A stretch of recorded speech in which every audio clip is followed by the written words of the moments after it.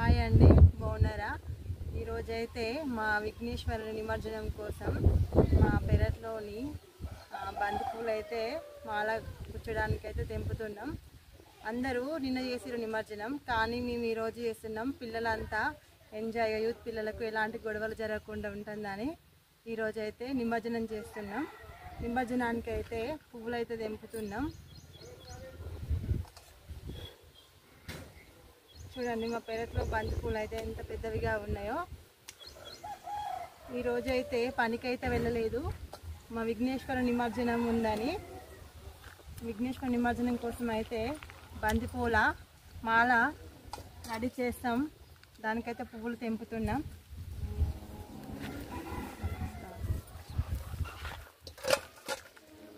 కొంచెం పైకని కట్ చేయి, కూర్చోతట్టు. కాడలు అంత పొడుగు కాకుండా.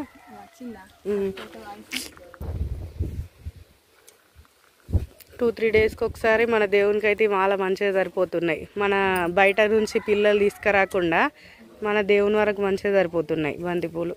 ఎల్లో కలర్ ఆరెంజ్ కలర్ దండ కూడా ఇంత పెద్దగా, ఇంకా వర్షాలు ఉంటే ఇంకా సైజ్ పెద్దగా అవుతుంది. పూలు పడ్డప్పుడు వారం రోజులు పడతాయి, లేకుంటే ఎండ పడుతుంది. రైతులకు ఎప్పుడు ఇవే ఇబ్బందులు ఉంటాయి. కూరగాయల చెట్లేమో వర్షాలు ఎక్కువ పడడం వల్ల అట్లా చనిపోయినాయి. ఇప్పుడేమో ఎండలు కొట్టి ఉన్న 4 చెట్లు ఇట్లా ఎండిపోతున్నాయి.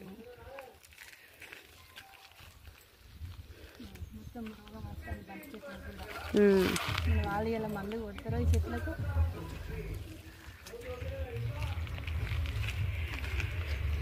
వంకాయ చెట్లు అయితే మొత్తం మాడిపోతున్నాయి. ఆర్గానిక్ మందులు అయితే మా ఆవుల మూత్రమును పేడ కలిపి అయితే కొడతాం. చూడండి, చెట్లు అయితే మొత్తం మాడిపోతున్నాయి. మా పిల్లలు అయితే పూలను చూసి ఎంతో సంతోషంగా ఇందులో పూలను చూసి ఆనందపడుతున్నారు. మీరు కూడా ఇలా పెరట్లో పూల మొక్కలు, కూరగాయ మొక్కలు పెంచండి.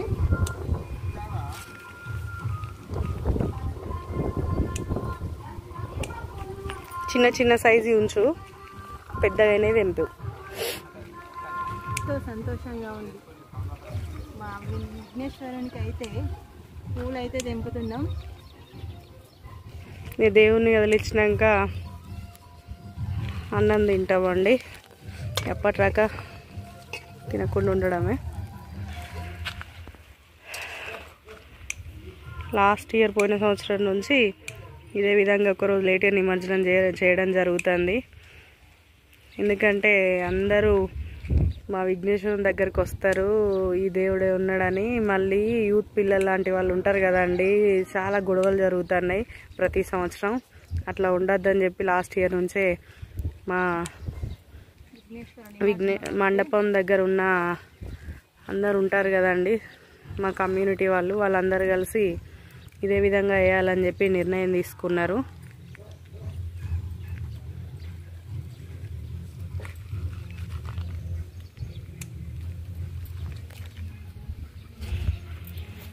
చూడండి, కొన్ని బెండకాయలు కూడా వెళ్తాయండి, అవి కూడా హార్వెస్ట్ చేయాలి.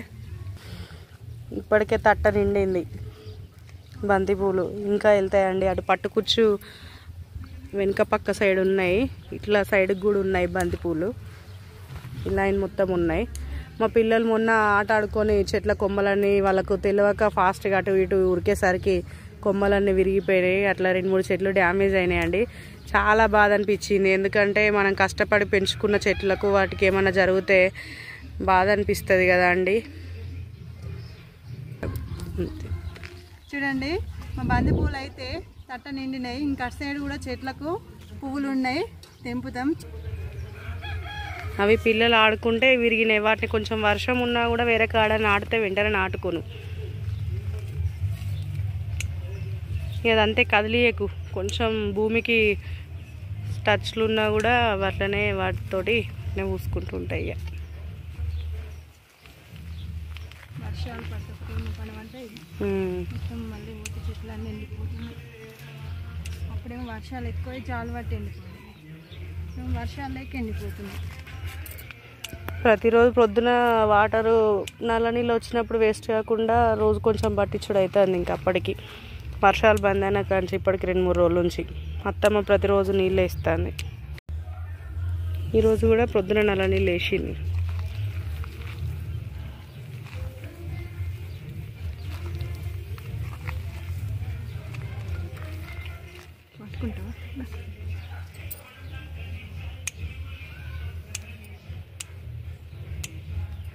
చెట్టుకు ఉన్నాయి ఫ్లవర్స్. ఈ సట్టి వరకు ఉంటాయి ఈ చెట్లు, మరి వాటర్ కట్టుకుంటే సట్టికి ఉంటాయి కానీ సట్టి బంతులు ఇవి ఊస్తాయి, కానీ సట్టి బంతులు కూడా సట్టి పెట్టిన ఆ రోజు. వర్షాలు ఉంటే తొందరగా పెరుగు అవి కూడా. వర్షాలు ఒకటి ముఖాన పడి పోయేసరికి చెట్లు అయితే జాలు పట్టి ఇవన్నీ వెళ్ళిపోతాయి పిల్లలు. నైరెగ్గొట్టిన కొమ్మలు కట్ చేయి, మళ్ళీ వేరే చెట్టు మీద ఎండిపోతాయి. మనం ఎంత వాటర్ కట్టి వేరే కాడ పెట్టినా కూడా తట్టుకుంటలేవు. వర్షంలో పెట్టినా ఏమో వెంటనే లేస్తాయి ఇక కొమ్మలు. బంతి చెట్టు కొమ్మలు ఒకవేళ ఇరిగినప్పుడు ఆ కొమ్మల్ని మనం ఎక్కడ నాటినా ప్రతి కొమ్మకు వేర్లు ఉంటాయి కదా అండి. ఇవన్నీ వేర్లే. ఈ కొమ్మల్ని తీసుకొని మనం మళ్ళీ భూమిలో నాటితే మళ్ళీ ఇవి ఒక్కొక్క చెట్టు అవుతాయండి, రీప్లాంట్ తయారవుతాయి. ప్రతి వేరే చెట్ల కొమ్మలు కొన్ని నాటుకుంటే నాటుకోవు, కానీ ఈ బంతి కొమ్మలు మాత్రం 100% నాటుకుంటాయి.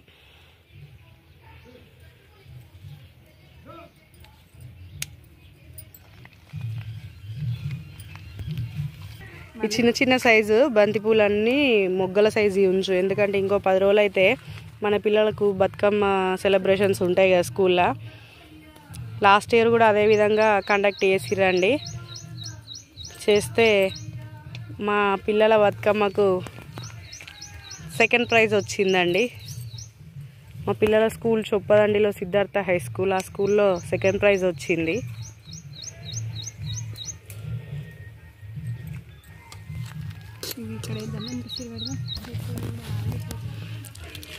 కూర దోశలు కూడా ఇది కొంచెం ఎల్లో కలర్కి వచ్చింది. ఇది హార్వెస్టింగ్ సిద్ధమైంది తెంపడానికి. కాకపోతే చిన్న సైజులు ఉండగా కూడా వాటికి మచ్చలు లాంటివి స్టార్ట్ అవుతున్నాయి. వర్షాలు ఎక్కువైనా ఇబ్బందే ఉన్నది, తక్కువైనా ఇబ్బందే ఉంది. ఇక్కడ ఒకటి ఉందండి, ఇది కాయ పెద్దగా ముందే ఎల్లో కలర్కి వచ్చింది. ఇక్కడ ఉన్నాయి, ఇక్కడ ఉన్నది కనిపిస్తుందా? ఇవన్నీ కూర దోశలే.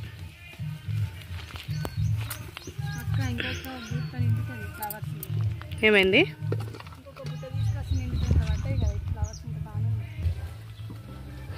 కూరగాయల చెట్లు అయితే మొత్తం నష్టం అండి. పెట్టిన చెట్లు వర్షాలకు మొత్తం నీళ్ళు ఉండి 5-6 రోజులు నిల్వకుండా ఉండడం వల్ల చెట్లు మొత్తం జాలు పట్టిపోయి ఎర్రబడిపోయినాయండి.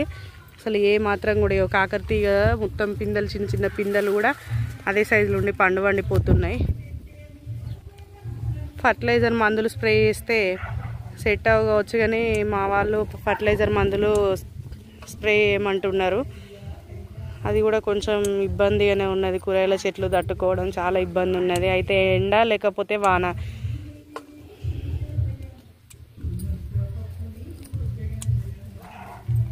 మా చిన్న పాప అయితే ఈరోజు విఘ్నేశ్వర నిమజ్జనం చేస్తామంటే ఏడుస్తుంది, నిమజ్జనం అడ్డని. కానీ తప్పదు, పిల్లలకి ఎట్లా ఎప్పుడు దేవుడు ఉండాలనే ఉంటుంది. నిమజ్జనం కదా, తప్పదు కదా, దేవుని నిమజ్జనం చేయాలి కదా.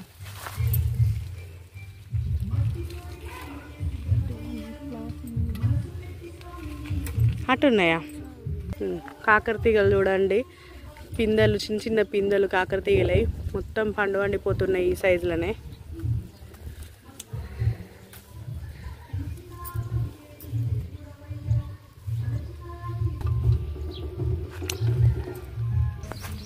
ఇదిగోండి ఇక్కడ ఒక్క బంతి పువ్వు ఉన్నది.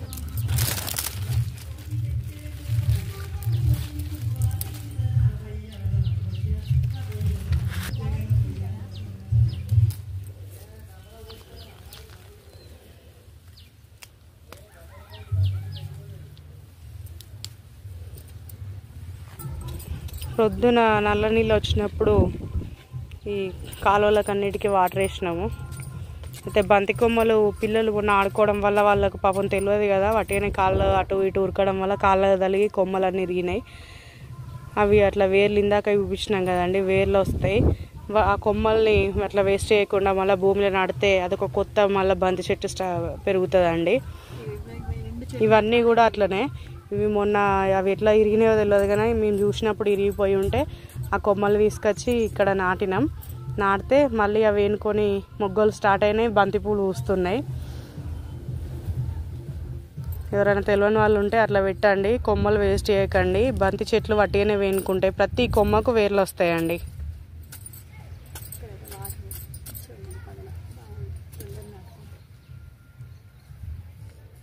కొంచెం ఇటు ఒడ్డు అటు గట్టిగా ఒత్తు మరి అంటే వంగుతుంది. వర్షం అప్పుడు మొత్తం చుక్కకు ఇట్లా ఎండిపోయింది, మొత్తం ఎండిపోతున్నాయి మొగ్గలు. ఇంకా ఇవి కనీసం పెద్దగా కూడా కాలేదు, చెట్టు మీద ఉండగానే మొత్తం ఎండిపోతున్నాయి. ఈ దొండ తీగ ఇది ఇప్పటివరకు అయితే ఇంకా కాయలు కాయడం స్టార్ట్ కాలే, పెట్టడం లేట్ అయింది.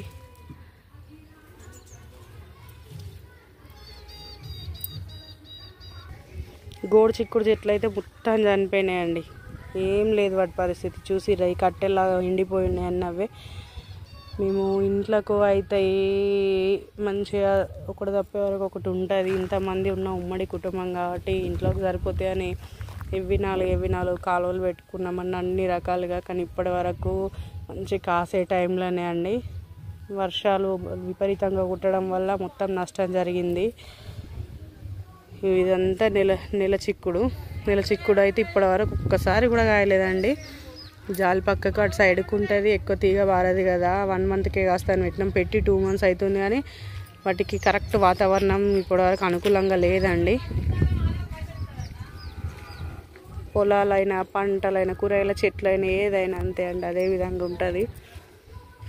చేతికి వచ్చిన రోజు మనం అనుకోవాలి, ఆశపడి కష్టపడి పని చేయడమే కానీ వాతావరణాలన్నీ అనుకూలంగా ఉండి ఆ దేవుడు సహకరిస్తేనే ఏదైనా పంట పండుతుంది.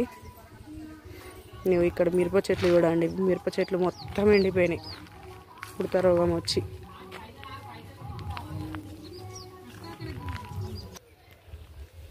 విరిగిన కొమ్మలు నాటినాక 1 వీక్ అండి అవుతుంది. ఇవి అప్పుడు చిన్న సైజు ఉండే కొమ్మలు, వాటికి చిన్న మొగ్గలు స్టార్ట్ అయ్యి ఆ మొగ్గలు కాస్త పూలైనాయి.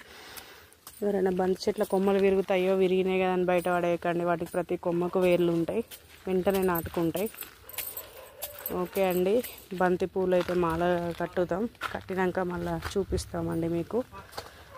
ఇది ఒక తట్ట 2 తట్టలు నిండినాయండి, మాల కట్టినాక చూపిస్తాము.